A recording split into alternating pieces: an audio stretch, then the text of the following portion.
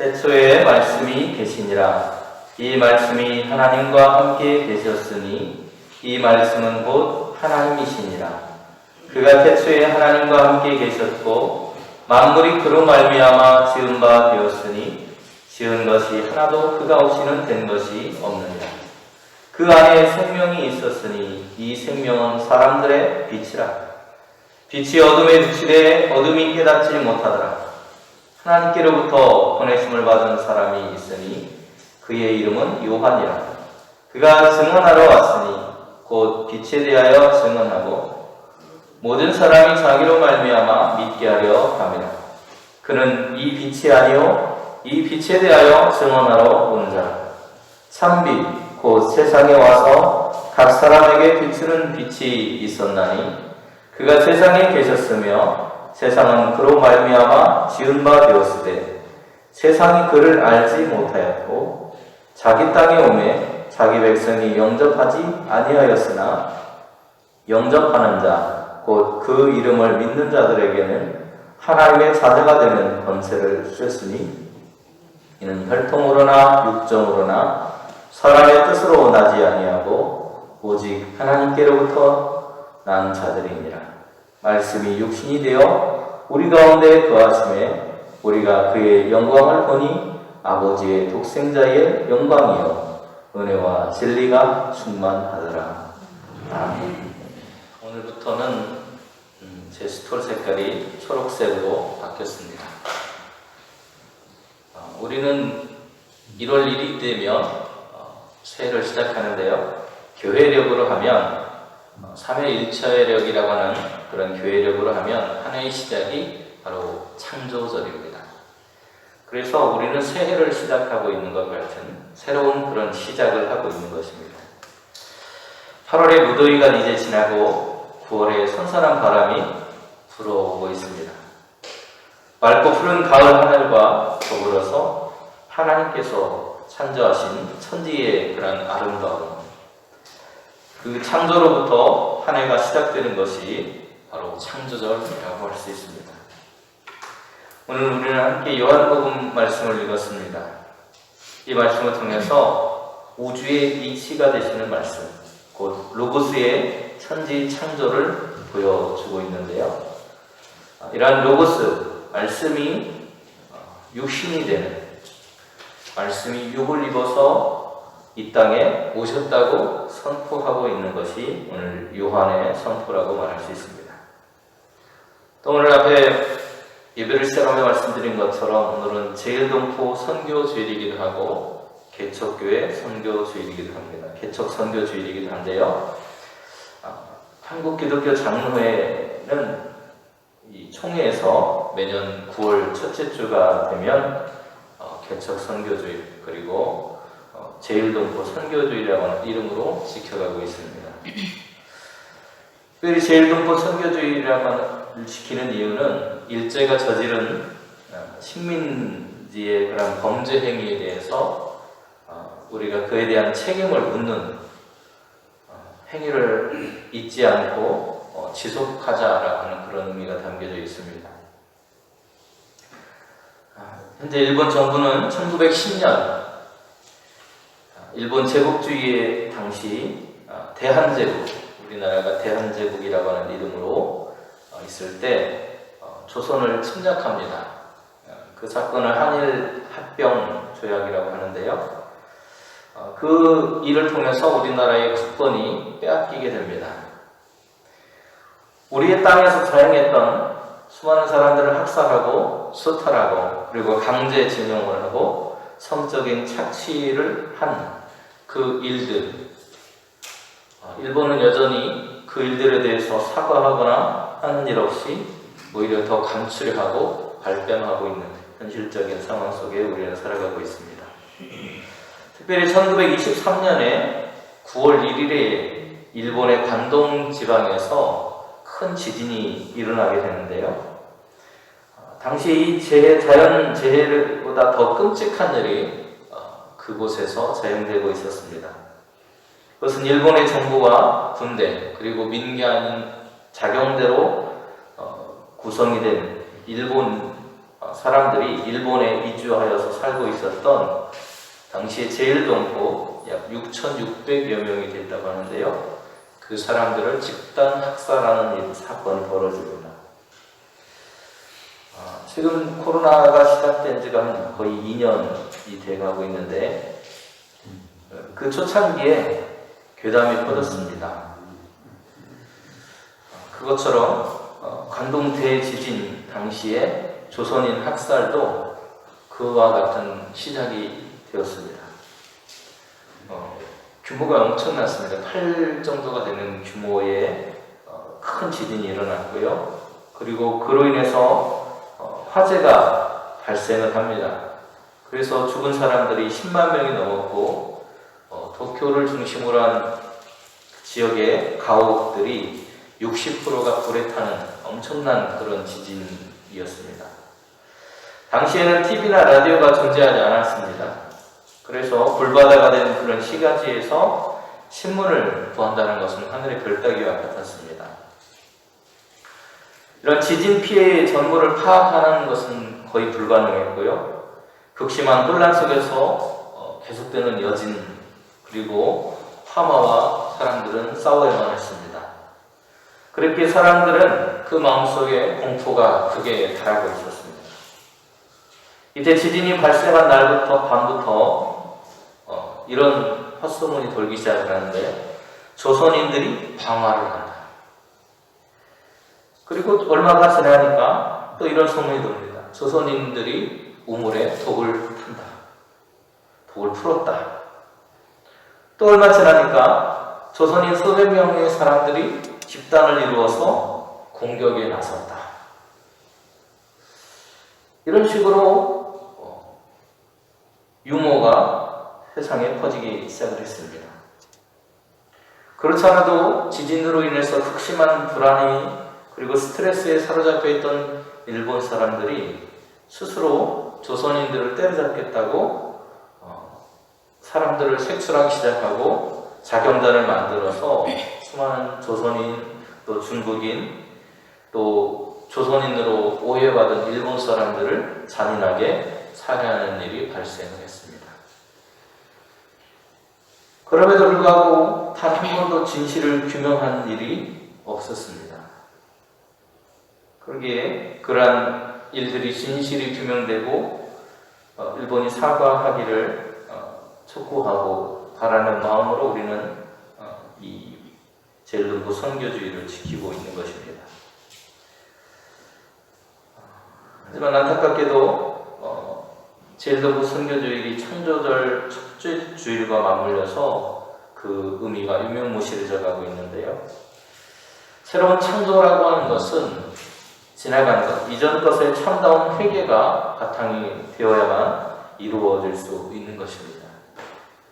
그러기에 한일 관계가 개선이 되기를 바란다면 일본 역시도 진심 어린 사과로부터 시작되어야 할 것입니다. 오늘 본문 말씀을 보시면 사도 요한이 예수님에 대해서 이야기를 하고 있습니다. 그런데 예수님에 대해서 뭐라고 말하냐면 태초에 계신 말씀이라고 예수님을 소개합니다. 만물을 창조하신 생명 그리고 빛으로 예수님을 증거하고 있습니다. 여기서 말씀으로 번역된 말은 헬라어 로고스라고 하는 말입니다. 로고스라는 말은 우리가 사용하는 말 또는 언어, 가르침, 이성, 어떤 근거 이런 뜻을 가지고 있어요. 원래는 고대 그리스 철학에서 우주의 이치나 질서를 의미하는 말로서 사용된 것이 로고스라고 하는 말입니다. 그 이치가 인간의 삶 속에 들어오면서 이성이라고 하는 것, 다시 말하면 사물의 이치를 논리적으로 생각하고 판단하는 능력이 되었다는 것입니다. 그래서 로고스라고 하는 것이 육신이 되었다. 원어라면 사르크스가 되었다라고 말하는데요. 말씀이 육신이 되었다는 그 말을 오늘 본문이 이야기하고 있습니다. 이 말은 그리스 사람들에게는 우주의 이치가 인간의 이성 속에도 있다라는 말로 그렇게 받아들여졌습니다. 스토아라고 하는 그런 철학에서 연유가 되는데요. 우리는 세상을 코스모스, 우주 이렇게 이야기를 합니다. 그 코스모스라고 불리는 세상이 조화롭게 이루어졌다고 보았습니다. 그래서 이 조화로운 세상을 가능하게 한 힘이 무엇일까? 라고 사람들이 이렇게 철학적으로 생각하다가 그 힘을 로고스라고 생각했던 것입니다. 그래서 이 철학적인 생각을 가지고 있는 이 사람들에게 있어서 말씀, 로고스라고 하는 것은 신의 버금간, 신과 같은 그런 존재로 여겨졌습니다. 오늘 요한복음 기자는 이 로고스, 신으로 여긴, 철학자들이 신으로 여겼던 바로 그 로고스가 누구냐? 무엇이냐?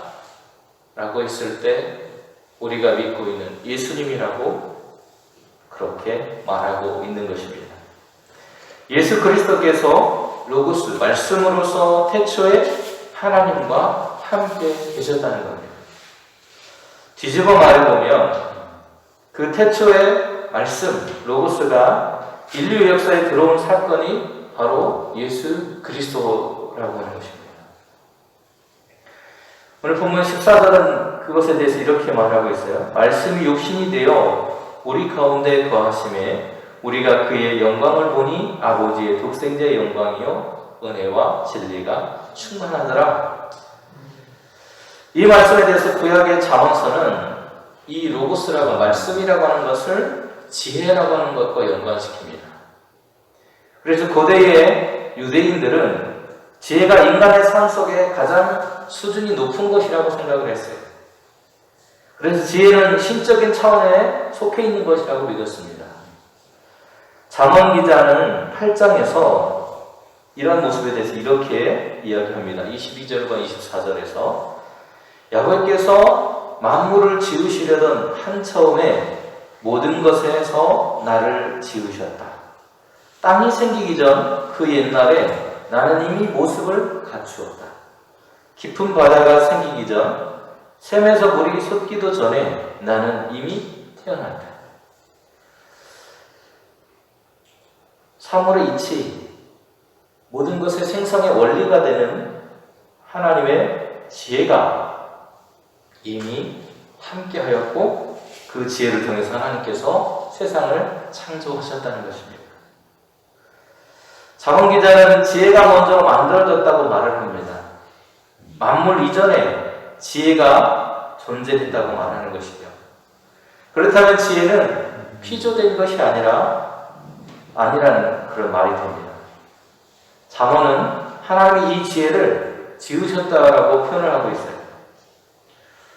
분명히 목사님 피조된 게 만들어진 것이 아니라고 했는데 왜 하나님은 지으셨다고 했습니까? 여기서 만들어졌다는 말은 세상의 피조물들과는 다른 차원의 이야기입니다. 오늘 30절 말씀 함께 보면 이렇게 말하고 있습니다. 잠언서 8장 30절에 보면 이렇게 말해요. 내가 그 곁에 있어서 창조자가 되어 날마다 그의 기뻐하신 바가 되었으며 항상 그 앞에서 즐거워했을 때 지혜는 단순히 지성적이거나 똑똑하게 살게 하는 힘이 아니라 하나님의 창조 능력 자체라고 말합니다. 또 골로새서에서도 바울은 이렇게 말합니다. 그는 보이지 아니하는 하나님의 형상이시요 모든 피조물보다 먼저 나신 이시니 만물이 그에게서 창조되되 하늘과 땅에서 보이는 것들과 보이지 않는 것들과 혹은 왕권들이나 주권들이나 통치자들이나 권세들이나 만물이 다 그로 말미암고 그를 위하여 창조되었다라고 말하고 있습니다. 다시 말하면 오늘 로고스라고 하는 것, 말씀으로 이 땅에 오신 예수님은 모든 만물을 창조하신 하나님이라는 이야기를 들려주고 있는 것입니다. 그 하나님께서 창조의 질서를 통해서 세상을 만드셨다는 것입니다. 그 창조주 하나님께서 생명의 빛으로 이 땅에 오셨는데 그 생명을 모든 사람에게 비추었다고 설명하고 있습니다. 그 생명의 빛으로 오신 분이 바로 예수님입니다. 4절에 보시면 그 안에 생명이 있었으니 이 생명은 사람들의 빛이라 이렇게 얘기를 합니다. 요한은 예수가 생명의 빛이라고 하는 것을 알고 있습니다. 예수를 통해서 생명을 얻었다는 뜻입니다. 그러나 지금 많은 사람들이 근심하고 걱정하고 염려하고 불안에 휩싸여 살아가고 있습니다. 또 어떤 사람들은 허무와 절망에 휩싸여서 살아가고 있습니다. 또 어떤 사람들은 끝없는 경쟁심으로 마음이 불편해져 있습니다. 왜 이런 일들이 벌어진 것일까요? 우리가 사는 세상이 어떻게 작동되고 있는가를 보면 우리는 이러한 현상을 더욱더 분명하게 확인할 수 있습니다. 곳곳이 전쟁터와 같은 경쟁과 다툼과 그런 불안이 가득합니다. 이러한 모습들을 생명이 파괴되고 그리고 생명이 훼손되는 일상적인 일들로 일어나고 있습니다. 이 모든 것들의 원인을 성경은 죄라고 말합니다. 죄로 인해서 생명의 빛이 상실된 인생의 모습 속에는 이처럼 근심, 걱정, 염려, 불안, 허무, 절망, 끝없는 경쟁 이러한 것들로 가득 차게 되어서 그 삶의 생명도 그리고 빛도 없이 살아가게 된다는 것입니다. 생명의 주인이신 하나님과 분리되어져서 살아가는 그들의 삶의 모습이기 때문에 그 무엇으로도 그들의 생명을 채워낼 수 없게 되었다는 것입니다. 아무리 좋은 조건에서도 그들은 생명의 충만함을 결코 얻지 못하는 상태가 되었다는 거예요. 그 이유가 뭡니까? 하나님과 분리되어서 죄로 인해서 하나님과 멀어져 버려서 사람들은 그 마음의 평안을 누릴 수 없게 된 것입니다. 그런데 그 문제를 해결할 수 있는 유일한 길이 있다고 성경은 우리에게 이야기해 줍니다. 따라해 보겠습니다. 오직 예수 그리스도. 우리 인생의 죄의 문제를 해결하고 우리의 그 불편한 마음들로부터 우리를 자유하게 할 수 있는 것은 오직 예수 그리스도 뿐이라는 것. 골로새서 1장 20절에서 바울은 이렇게 말합니다. 그의 십자가의 피로 화평을 이루사 만물 곧 땅에 있는 것들이나 하늘에 있는 것들이 그로 말미암아 자기와 화목하게 되기를 기뻐하셨다. 하나님은 그런 분이고 예수님을 통해서 그 일을 이루신 분이시라는 겁니다. 그분이 누구냐? 우리를 창조하신 분이고 우리에게 생명을 주실 유일하신 분이라고 말하고 있습니다. 그분을 통해서만 이 문제가 해결될 수 있기 때문에 그분을 오늘 요한은 생명의 빛이라고 말하고 있습니다. 세례 요한은 본문에서 증언하고 있는 바로 예수는 창조주 하나님이시고 폭력과 불공정과 불평등, 혐오와 증오와 어두움이 가득한 세상을 살아가는 모든 사람들에게 그것으로부터 자유하게 하실 분, 회복하실 분이 하나님의 새로운 방식으로 세상을 바꾸실 분이 바로 예수님이라고 선포하고 있는 것입니다. 골로새서에서 바울 역시도 예수님을 그런 분이라고 소개하고 있는 것입니다. 그래서 예수 그리스도를 통해서 그 십자가의 고난을 통해서 우리를 죄로부터 해결해 주시고 우리에게 기쁨을 주시기를 원하시는 분이라고 이야기합니다. 그리스도를 믿는 사람들은 그렇게 그리스도 예수 안에 삶의 뿌리를 받고 있고 그 안에서 살고 있고 그 안에서 보호를 받고 있습니다. 그 안에서 온전하게 자라날 수 있습니다.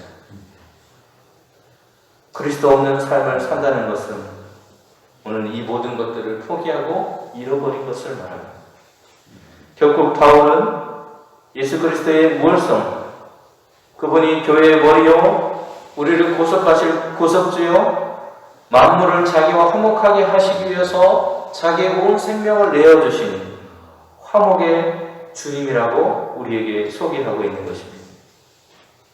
그분은 보이지 않는 하나님의 형상으로서 우리에게 다가오셔서 하나님을 우리에게 보여주신 분이고, 그리고 우리와 같이 고난당하시며 우리에게 참 생명이 하나님께 있음을 가르쳐 주신 분이십니다. 그리고 온 우주를 창조하신 분이십니다. 그러면 교회는 뭐 하는 것입니까? 교회는 오늘 골로새서 1장 18절에 따르면 그리스도가 머리 되신 몸의 모습입니다. 골로새서 1장 18절은 이렇게 말합니다. 그는 몸인 교회의 머리시라. 그가 근본이시요 죽은 자들 가운데서 먼저 나신 이시니 이는 친히 만물의 으뜸이 되려 하심이라 말씀합니다. 교회는 결국 창조의 원리, 창조의 이치로서 세상을 창조하신, 생명의 능력으로 세상을 창조하신 예수 그리스도, 폭력과 불공평과 불평등과 혐오와 증오로 가득한 세상을 변화시킬 유일하신 그분을 우리의 주님이라고 고백하는, 그리고 섬기는 공동체가 교회입니다. 그러기에 주님이 우리의 머리라고 한다면 우리는 주님이 말씀하시는 대로 주님의 뜻을 따라서 살아가야 하는 것입니다. 그것이 몸이라고 하는 의미입니다. 여러분, 어떤 물건을 잡으라고 하는 명령은 머리의 핵심인 뇌가 내리게 됩니다. 여러분이 밥을 먹을 때 그냥 먹는 것 같지만 숟가락과 젓가락을 손에 쥐라고 누가 말해요? 뇌에서 명령이 탁 떨어지면 우리의 몸이 움직입니다. 저거를 쥐고 밥을 떠서 입에 넣어서 먹으라고 하는 것이죠. 그런데 머리의 명령을 손이 거부하면 어떻게 될까요? 분명히 머리에서는 저걸 떠서 먹어 이렇게 말했는데 손이 싫어 하면 어떻게 될까요? 여러분, 평생 굶으셔야 됩니다. 굶다 보면 어떻게 될까요? 우리의 몸이 병들게 되고 죽게 되는 거죠.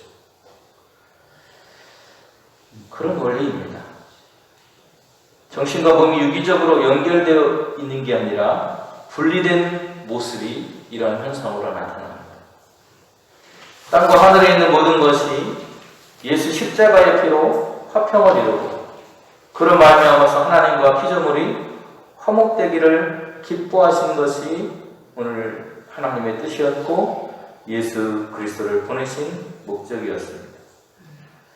또한 이것이 하나님께서 세상을 창조하신 목적이기도 합니다. 창조해주신 하나님께서 또한 우주의 이치이신 말씀으로 오신 예수님께서 우리 인간의 몸을 입고 이 땅에 오신 이유입니다. 그리고 그분은 우리 안에 함께 거하며 살아갔습니다. 그 안에는 은혜와 진리가 충만합니다. 사도 요한은 이렇게 고백하고 있습니다. 말씀이 육신이 되어 우리 가운데 거하심에 우리가 그의 영광을 보니 아버지의 독생자의 영광이요 은혜와 진리가 충만하더라. 예수님의 생명이 우리 가운데 임하게 될 때 우리가 남의 고통을 불쌍히 여기고 자기의 이익을 포기하고 남에게 양보하게 되고 잘못을 부끄러워하고 거짓을 미워하게 되고 옳고 그름을 가릴 수 있는 삶을 살아가게 되는 것입니다. 예수님을 믿는다는 것은 바로 그런 길을 걸어가겠다는 결단이고 그 길을 따라가는 우리의 삶의 모습인 것입니다. 창조주 하나님의 이러한 놀라운 은혜와 진리가 지금 이 자리에 함께한 여러분의 삶 속에 함께 하시기를 소원합니다. 저와 여러분의 삶 속에 함께 하시는 우리의 온 세상을 창조하신 창조주이시고 우리에게 생명 주시기에 오신 생명의 빛이신 예수 그리스도의 길을 따라갑니다. 골로새서 1장 20절이 말하는 것을 이루어가기를 소망합니다. 그분의 십자가의 피로 평화를 이루어 주셔서 그분으로 말미암아 만물을 곧 땅에 있는 것이나 하늘에 있는 것들이나 다 자기와 기꺼이 화해시키셨습니다. 화해를 이루어서 평화의 세상을 만들려 하신 예수 그리스도의 제자된 공동체로서 오늘 주님이 가신 그 길을 따라가는 귀한 사명을 이루어가는 저와 여러분 되시기를 주님의 이름으로 축원을 드립니다. 온 생명을 창조하신 하나님 아버지, 온 생명을 창조하시고 아름답다 하셨고 모든 것들이 조화를 이루면서 살아가기를 원하셨건만 인생은 죄를 짓고 하나님을 떠나 오히려 불안과 근심과 두려움 속에 끝없는 경쟁 속에 살아가며 하나님이 주셨던 그 삶의 평안으로부터 생명의 빛으로부터 멀어진 삶을 살아왔습니다. 진정한 평안은 그리고 창조의 기쁨은 참다운 회개로부터 비롯된다는 사실을 기억하면서 우리 안에 있는 죄를 욕심을 벗어내게 하시고 하나님의 선하신 뜻을 따라 하나님의 생명의 길을 걸어가며 하나님의 뜻이 이 땅에서 이루어져 가기를 소원하는 교회로서의 모습을 간직할 수 있도록 오늘도 인도하여 주시옵소서. 예수님의 이름으로 기도드립니다. 아멘.